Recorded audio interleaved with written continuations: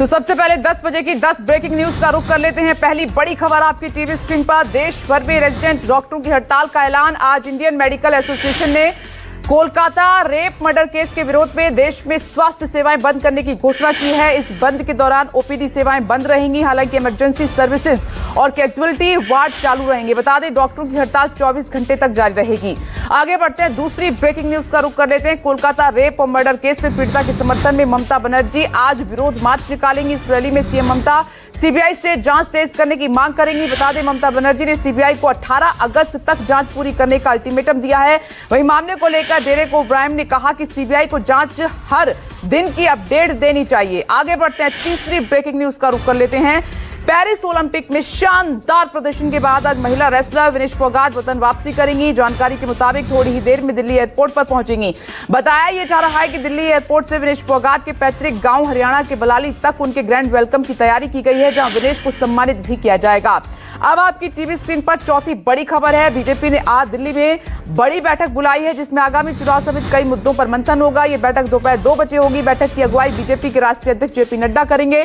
माना जा रहा है कि इसमें प्रधानमंत्री नरेंद्र मोदी भी शामिल हो सकते हैं। बैठक के लिए पार्टी के सभी राष्ट्रीय पदाधिकारियों के साथ साथ सभी प्रदेश अध्यक्ष और प्रदेश संगठन मंत्रियों को बुलाया गया है। आगे बढ़ते हैं, थोड़ी ही देर में तीसरे वॉइस ऑफ ग्लोबल साउथ शिखर सम्मेलन की शुरुआत होगी, जिसकी मेजबानी प्रधानमंत्री नरेंद्र मोदी करेंगे।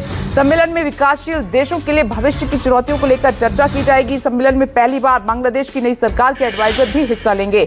विदेश मंत्रालय के मुताबिक इस सम्मेलन का विषय एक सतत भविष्य के लिए सशक्त वैश्विक दक्षिण होगा। आगे बढ़ते हैं, अगली ब्रेकिंग न्यूज का रुख करते हैं। विधानसभा चुनाव की तारीखों के ऐलान के बाद हरियाणा के मुख्यमंत्री सुबह 11 बजे प्रेस कॉन्फ्रेंस करेंगे। बता दें कि चुनाव आयोग ने हरियाणा की चुनाव की तारीखों का ऐलान करते हुए कहा, राज्य में 1 अक्टूबर को चुनाव होंगे और 4 अक्टूबर को चुनाव के नतीजे भी आ जाएंगे। तारीखों की घोषणा के बाद कांग्रेस ने आगामी विधानसभा चुनाव में जीत का दावा भी कर दिया है। अब आगे बढ़ते हैं, अगली बड़ी खबर का रुख कर लेते हैं। 7वीं ब्रेकिंग न्यूज आपकी टीवी स्क्रीन पर। 69,000 शिक्षक भर्ती मामले में यूपी सरकार को बड़ा झटका लगा है।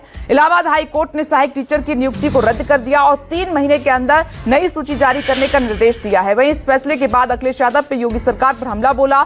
उन्होंने कहा कि शिक्षक भर्ती भी भाजपाई घपले, घोटाले और भ्रष्टाचार की शिकार साबित हुई। नई सूची पर हम लोगों की कड़ी निगाह रहेगी। 8वीं ब्रेकिंग न्यूज आपकी टीवी स्क्रीन पर। झारखंड में जेएमएम के कई विधायकों के पाला बदलने की अटकलें हैं। सूत्रों के मुताबिक राज्य के पूर्व मुख्यमंत्री चंपई सोरेन और पूर्व विधायक लॉबिन बीजेपी में शामिल हो सकते हैं। चंपई सोरेन अगले 1-2 दिन में दिल्ली में बीजेपी के कुछ बड़े नेताओं से मुलाकात के बाद दिल्ली में ही बीजेपी की सदस्यता ले सकते हैं। माना जा रहा है कि मुख्यमंत्री पद से हटाए जाने के बाद से ही चंपई सोरेन नाराज चल रहे हैं। आगे बढ़ते हैं, साबरमती एक्सप्रेस का इंजन ट्रैक पर रखी किसी वस्तु से टकरा गया और कानपुर के पास पटरी से उतर गया।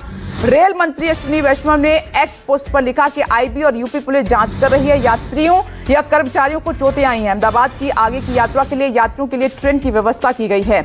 आगे बढ़ते हैं, 10 बजे की 10वीं ब्रेकिंग न्यूज अब आपको बताते हैं।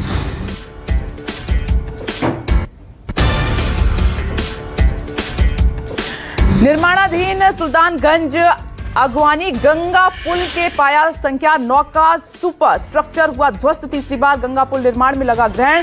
अभी किसी के हताहत होने की कोई सूचना नहीं है। अगवानी और सुल्तानगंज के बीच गंगा नदी में निर्माणाधीन पिलर संख्या 9 और 10 के बीच की घटना है। स्लैब के सेगमेंट के लिए बने स्ट्रक्चर ध्वस्त हुआ है। पिछले 1 माह से निर्माण कार्य बढ़ते जलस्तर के कारण बाधित हुआ, लेकिन इस बीच लगातार गंगा नदी में जलस्तर ज्यादा बढ़ जाने के कारण दबाव में स्लैब का आयरन स्ट्रक्चर नदी में गिरा। तो ये है 10 बजे की 10वीं ब्रेकिंग न्यूज।